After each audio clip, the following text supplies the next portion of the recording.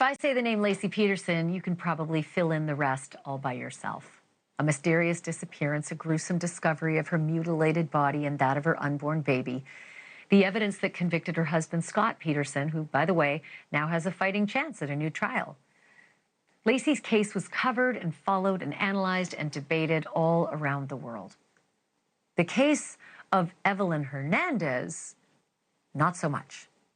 Actually, not at all, really. But it seems Laci was not the only young woman pregnant whose body turned up in the San Francisco Bay in the early 2000s. Evelyn was 24, a single mom from El Salvador, just days away from giving birth to her second child. Laci, too, was 9 months pregnant. Evelyn went missing in May 2002 and was found dead in the Bay 2 months later.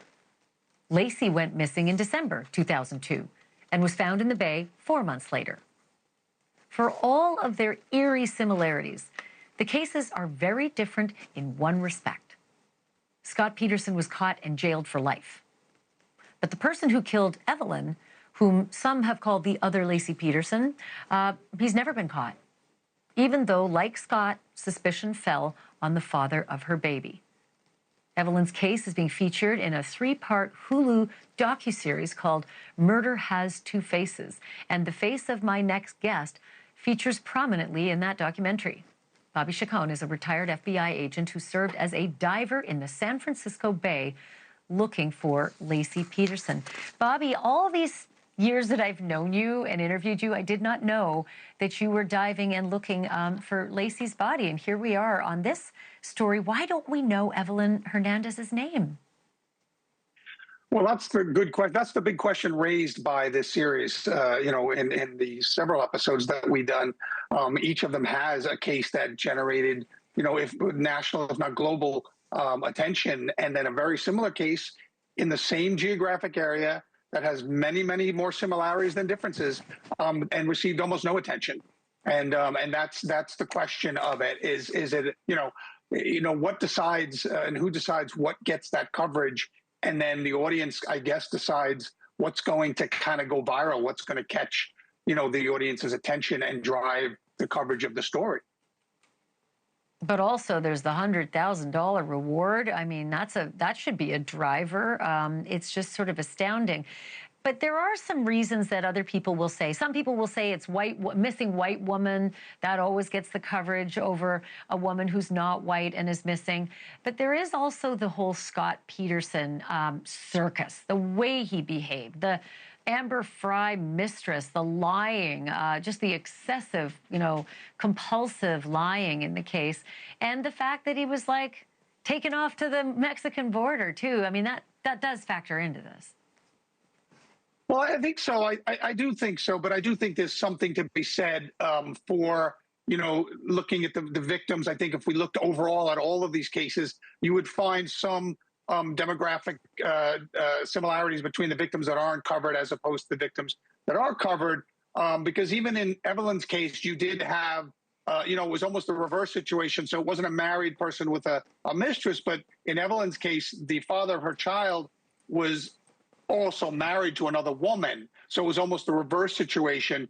He had this child coming out of wedlock, basically. Now, he's never been named a suspect or even a person of interest, but he, and I'm not going to name him, but he quickly, got a lawyer. And after just a few interviews with the police, basically stopped cooperating in the case. So, it is a question of, we know, like in my situation, I understand that, press brings pressure. Pressure brings resources. Resources brings results. And in a lot of these cases, this pressure that mounts from the coverage on the mayor, the police chief, whoever, even the FBI boss is involved in certain cities. And then because that pressure, they give you the resources, and then the resources are able to bring some results. And so that's kind of the crux of what the creator of the show, Lisa Cortez, and certainly our host, Robin Roberts, really get to the bottom of that kind of issue. What drives the publicity in one case and not in the other? And, in particular, in this case, the Laci Peterson case is solved, basically, and the Evelyn Hernandez case never was. And let's just add that cute little 5-year-old that she was holding on to, that child disappeared as well and was never found. So that boy is still a mystery, the body never found. And the similarities between Laci and Evelyn, both of their torsos came up in the San Francisco Bay. They were missing their heads, their arms. Laci was missing her legs, but Evelyn wasn't. The child was never found, not in San Francisco Bay or otherwise. But does it give any rise? Obviously, you always want to think about the fathers of a baby because there could be domestic issues at foot. But does it bear discussing that potentially the same person did it to both of these victims? Well, I think that, Laci disappeared, even though their bodies wound up in the same general area, although on opposite sides. So Evelyn was found on the San Francisco side of the bay. Laci was found basically on the Oakland side of the bay. And Laci went missing in Modesto, which was significantly different geographic areas. And so I think that defense was raised possibly by Scott's defense team in his trial. But I think there are certainly enough differences between their situations that the same person doing both murders is probably a very, very long shot of a chance. Thank you for watching. Subscribe below and download our NewsNation app right now on your phone, and you will get fact-based, unbiased news for all Americans.